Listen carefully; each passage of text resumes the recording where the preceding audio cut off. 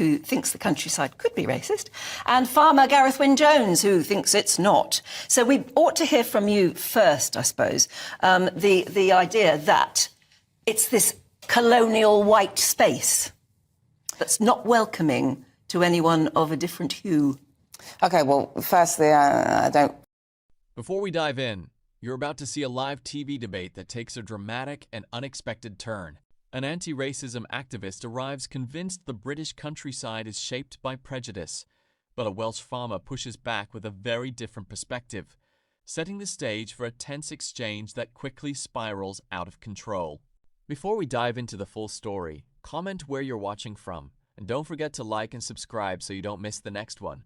Now, let's get straight into the debate and see how it all unfolded. Who thinks the countryside could be racist, and farmer Gareth Wyn-Jones, who thinks it's not. So we ought to hear from you first, I suppose, the idea that it's this colonial white space that's not welcoming to anyone of a different hue. OK, well, firstly, I don't fully subscribe to that. I think it's safe to say this whole entire country is a colonial space, so that's not fully accurate. Let's just be fair on that. But I have to admit, this comes down to the fact that this whole entire country has been proven to be racist or have issues with racial prejudice. So the countryside is not exempt from that. And what people fail to realise is that in these particularly these spaces that are particularly dominated by white people, it can end up being it can feel quite exclusive. The reason why is because these individuals share the same culture, same values, which includes food, language, music, etiquette, manners, hobbies, etc. So when someone new comes along, that's different. They can end up standing out like a sore thumb. They can end up not potentially fitting in. And then they also have to contend with the racial prejudice that kind of lies within that area. So there's that interesting dynamic of not necessarily fitting in because you're different, and then also racial prejudice that we have in this country. But I wonder if that is feeding too much into it, in the sense, as a northerner. What do you mean? Well, because as a northerner, yeah, you know, someone new moves into the village, yes, or whatever, who's a southerner, for example, and it's very odd, right? Exactly. Yeah, but. Exactly. But I don't think that's any different to the rest. I can't imagine. I can't imagine anyone I know having an additional layer of prejudice, or you know, oh, it's a stranger in the village that's where because you're wrong, they're black. Sir. We all have prejudice. Prejudice comes in many forms. Racial prejudice. We can have prejudice based off of. Doesn't mean we have to have it, though. No. It's actually a part of our brains. It's actually called social categorizing. It's a part of our brain. Basically, it just means that we simplify everything around us, and so we put things into boxes, which means that we assume things. But surely it's actually a normal cognitive process of the brain. So when you talk about you don't know anyone that has extra layers, I do apologise, Anne, but we do have extra layers of prejudice. We have our own prejudice, and we have prejudice in other areas such as the race, issue here, gender, etc. The real issue here is whether, because this is what came up at this all-party parliamentary committee, the issue is how lovely little villages that we think of as beautiful English villages, or, you know, Welsh, Irish, Scottish, anywhere, the quintessentially British sort of village life is... The idea is that it is so white, and historically so as well, that it's not welcoming to anyone of a different skin colour or whatever. Let's go to Gareth. I mean, where you live, for instance, do you believe that you are prejudiced towards white people or not welcoming to anyone else? Do you know what? I've lived my life in the countryside and I've never come across racism, you know, and I've got a lot of friends of all ethnic backgrounds. Now, I'll give you an example. So a few years ago, in our beautiful little Welsh village called Llanfairfechan, and it's a fantastic, beautiful place. The local Nissa shop, or Spar as it was then, was taken over by Mr. Pasham, okay, an Indian guy. And he came in, and what a gentleman. And let me tell you, during COVID and during lockdown, that man was running around this village with packets for old people. And, you know, at Christmas, when I went in there, he would give me a box of Thatchers just to thank me for giving him his customer. He's a lovely guy. Now, one of the guys that works there had gone away for a couple of weeks. He's an Indian as well. And he went away for a couple of weeks and he came back. And this is what he told my wife the other day. He said he'd been to London, and when he came back to work in the shop, everybody came into the shop and asked him where he'd been, that they'd missed him. So it's poppycock that these people are trying to call the countryside racism. Anybody that wants to come and work and fit in will fit in.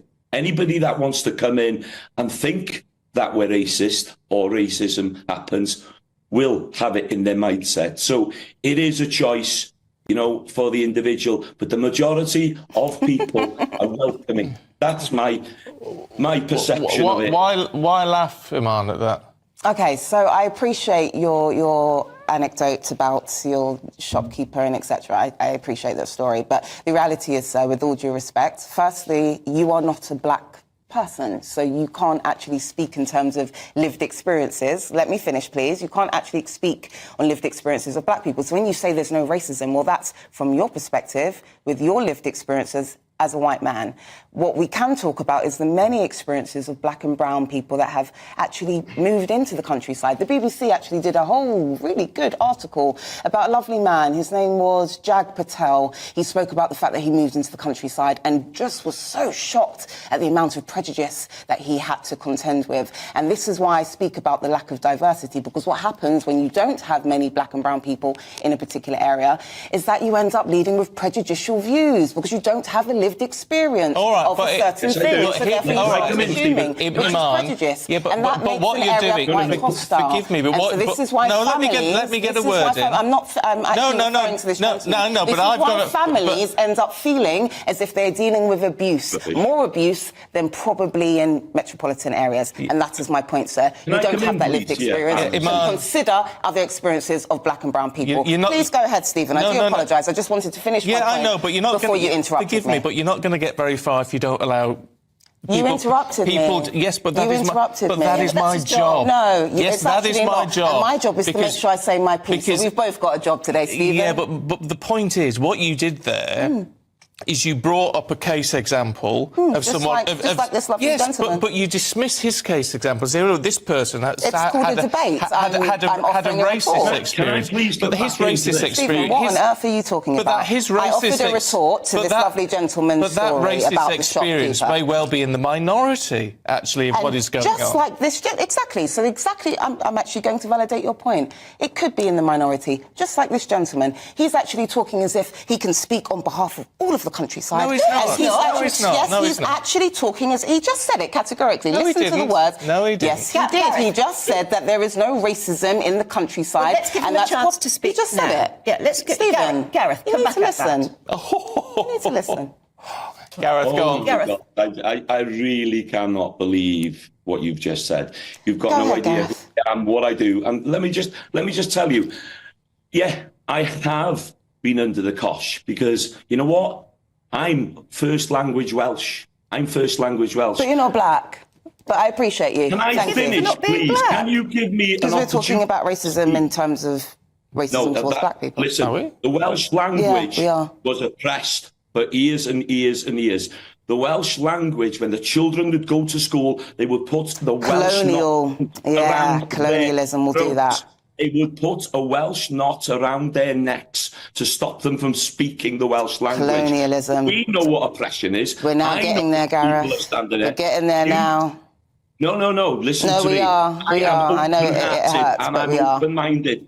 I think you are closed. You are closed-minded and you're looking for the negatives. And that's what you made it clear you were very closed-minded, sir, because you led with sweeping statements. That's what causes the problem and racism is when people speak like you and push that narrative. What did I say that was racist, sir? What did I say that was racist, sir? Please make it clear. Gareth, what did I say that was racist? You just said that people like me are the ones that are racist. Please make it clear. What is it that was racist?